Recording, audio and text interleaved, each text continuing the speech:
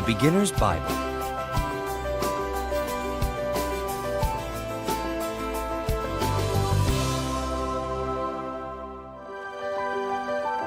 The beginning. Genesis chapter 1. In the beginning, the world was empty. Darkness was everywhere. But God had a plan. God separated the light from the darkness. "Let there be light," he said, and the light turned on. He called the light day, and he called the darkness night. This was the end of the very first day. Then God said, "I will divide the waters." He separated the waters in the clouds above from the waters in the ocean below. He called the space between them sky. This was the end of the second day. Next, God rolled back the waters, and some dry ground appeared. He made plants of many shapes and colors. He made mountains, hills, and valleys. This was the end of the third day. God put a shining sun in the sky for daytime. He put a glowing moon and twinkling stars in the sky for nighttime. This was the end of the fourth day. On the fifth day, God made swishy fish and squiggly creatures to live in the ocean. Then God made birds to fly across the sky. On the sixth day, God made animals to creep, crawl, hop, and gallop.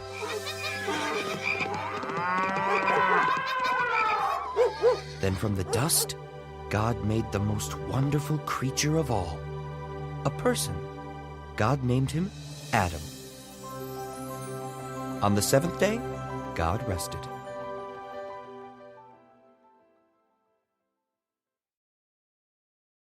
Adam and Eve. Genesis chapter 2. God had planted a beautiful garden for Adam in a place called Eden. A river flowed through the garden. Adam loved his new home. His job was to name all the animals and care for the garden. Adam loved all the animals, but he could not find a friend that was just right for him. So God created a woman. Adam named her Eve. She was just right for Adam. Adam and Eve loved each other. Together they took care of God's garden. The sneaky snake. Genesis chapter 3. Many trees grew in the Garden of Eden. God told Adam and Eve, "You may eat the fruit from any tree, except for one. Never eat the fruit from the tree of the knowledge of good and evil." Now, there was a sneaky snake in the garden. One day, the snake saw Eve near the special tree. It hissed.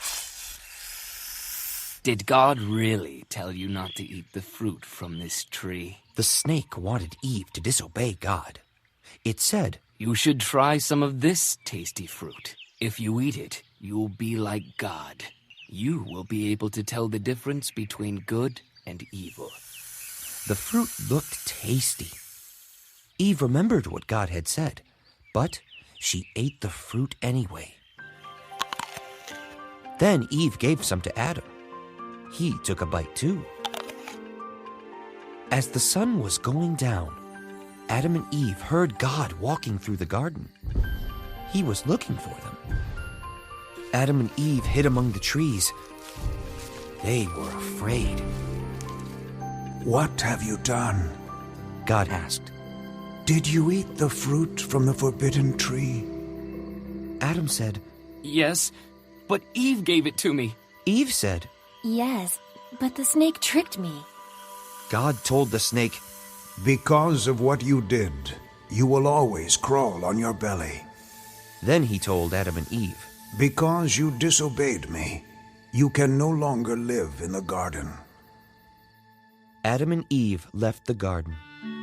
God placed angels and a flaming sword to guard the entrance. Adam and Eve would not be allowed in the garden again.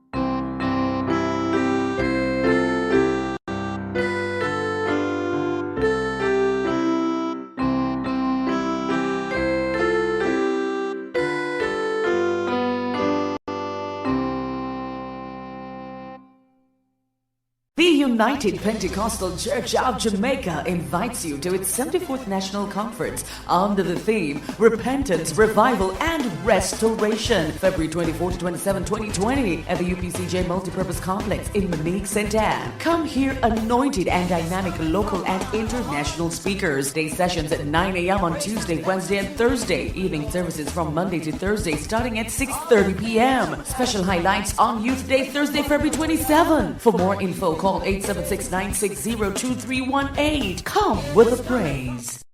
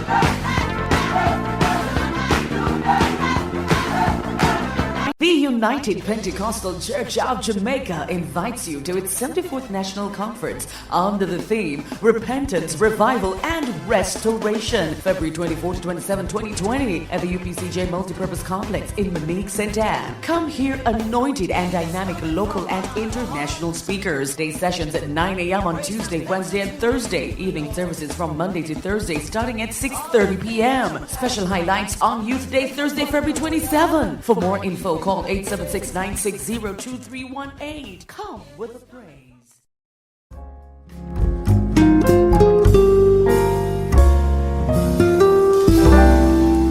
Mental health and you. That's a focus for this talk today. When we talk about mental health, what are we talking about? In a nutshell, how can you be the best you can be in responding to the social issues, the cognitive issues, the physical issues around you? So I want to share 3 bit pointers that you can take with you for this, your journey in life, to be the best you. 1, know who you are and accept yourself, because you are enough for who you are. So understand your limitations, understand your strengths. Take time out, do a personal audit of yourself. What are those strengths? What are those limitations? Accept them and note that you are enough. And as you walk this journey of life, you can give of yourself. Second thing that I want to share with you, allow yourself to be free and to appreciate who you are. After all, many persons in this world find themselves pretending, putting on a show to impress some other persons who generally neither here nor there for them. So accept who you are and be